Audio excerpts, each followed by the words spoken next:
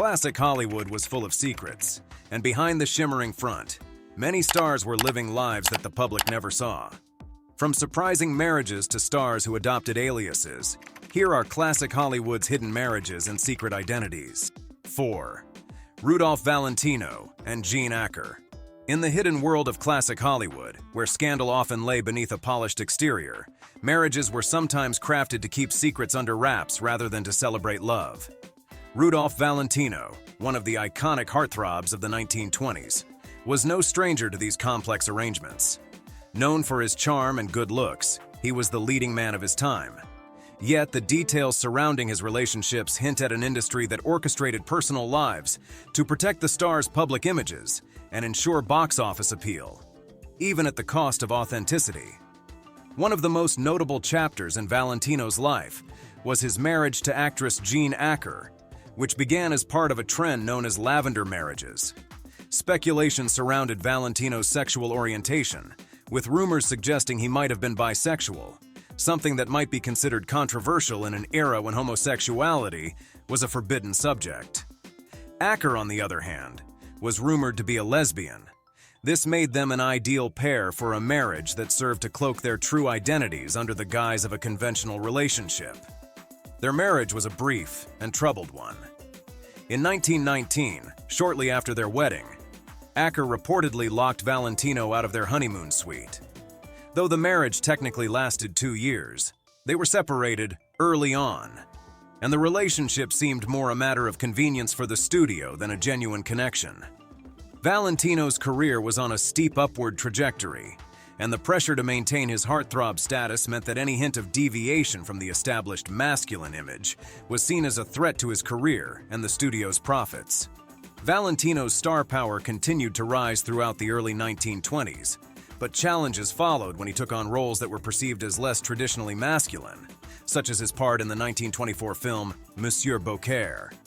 Studio executives urged him to marry again, so now there was Natasha Rambova, a talented costume and set designer.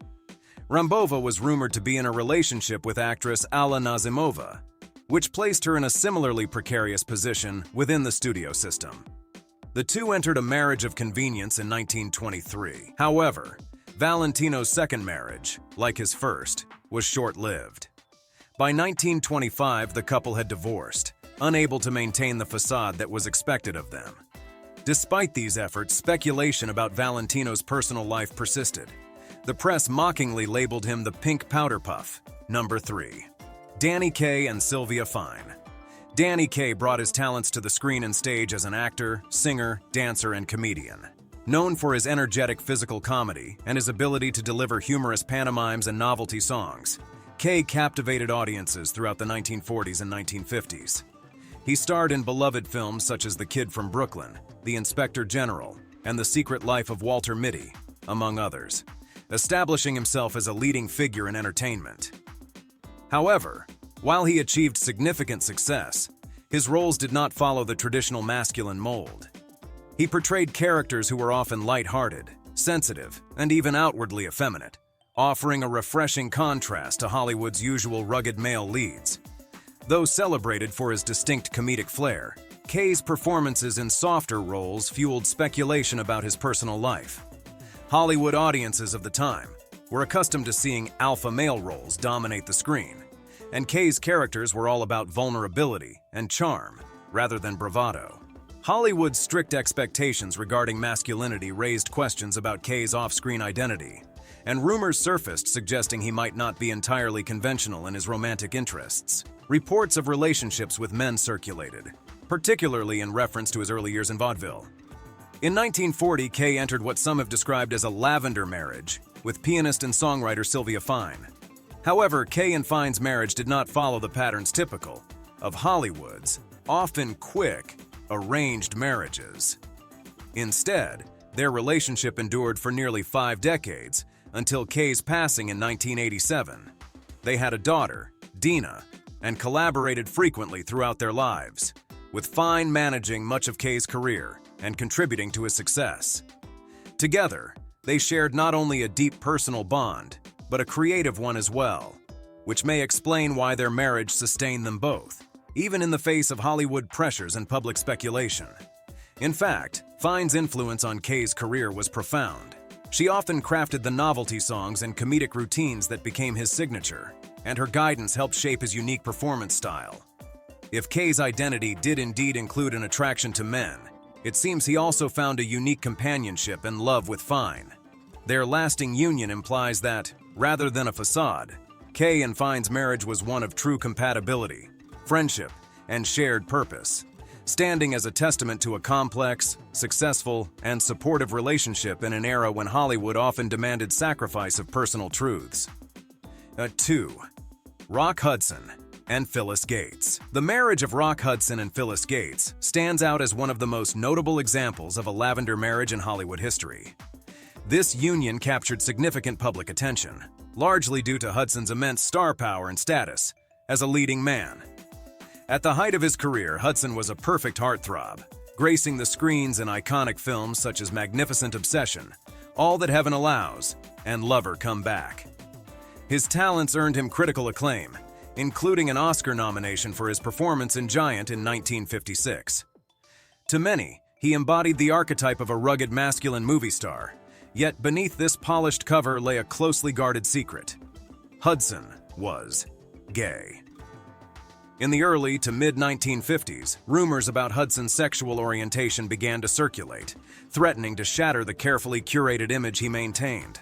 The Hollywood establishment was well aware of his sexuality, despite the public's perception of him as the epitome of heterosexual allure. As tabloid speculation intensified, particularly when one publication threatened to publish a story outing him, Hudson's agent took drastic action to mitigate the fallout.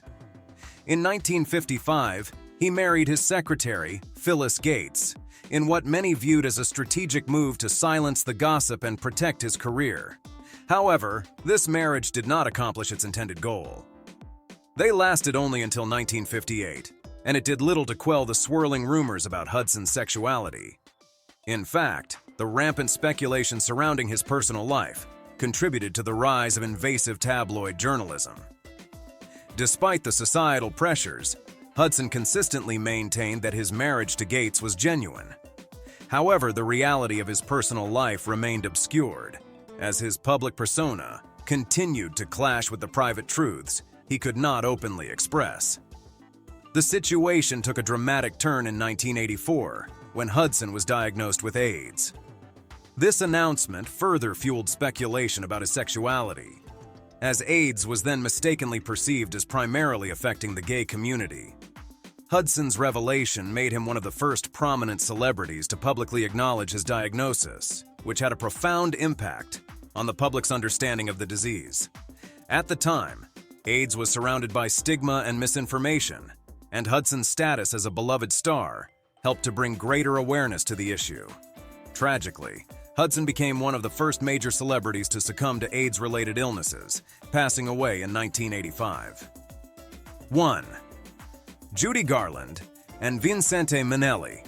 Judy Garland remains an enduring icon of Hollywood, a multi-talented star whose life and career were marked by both extraordinary achievements and profound struggles, best remembered for her iconic role as Dorothy in The Wizard of Oz, 1939. Garland's talents extended far beyond this beloved film. She showcased her remarkable abilities in a range of projects. As a gifted singer, she made her mark in the music industry, being the first female artist to win the Grammy Award for Album of the Year. Over the course of her brief life, which ended at the young age of 47, Garland garnered numerous accolades, including a Golden Globe, a special Tony Award, and multiple Oscar and Emmy nominations. Yet behind the scenes, Garland's life was heavily orchestrated by the studio system, a reality that took a toll on her mental health. From a young age, she faced relentless scrutiny over her appearance, with studio executives criticizing her weight and figure, leading to deep-seated emotional and psychological challenges. The demands of Hollywood exacerbated these issues, as she was subjected to grueling filming schedules that left her exhausted. Amidst these challenges, Garland entered into a marriage with Vincente Minnelli in 1945. The two met while working on Meet Me in St. Louis, which Minnelli directed, and their relationship developed from there. Interestingly, Minnelli was believed to be gay, a rarity in Hollywood at that time. This unique aspect of their union led to what is often referred to as a lavender marriage. Garland was reportedly aware of Minnelli's homosexuality and had no objections to it. In fact, she felt that by marrying him, she was helping him navigate the stringent morality clauses prevalent in the industry, providing him with a semblance of social acceptance. The couple welcomed a daughter, Liza Minnelli, who would also go on to become a Hollywood legend in her own right, carving out an impressive career as a singer and actress. Liza's success only added to the complex legacy of her parents, as she balanced the weight of their storied careers with her own aspirations in the spotlight. Despite the underlying motivations for their marriage, the union between Garland and Minnelli reflected the complexities of navigating love and identity in an era where societal expectations were often at odds with personal truths. While their marriage did not last, it highlighted the nature of relationships within the entertainment world, where personal and professional lives frequently intertwined. If you like this video, do not forget to share and subscribe. Also, let us know in the comments who surprised you in this list of classic Hollywood's hidden marriages and secret identities.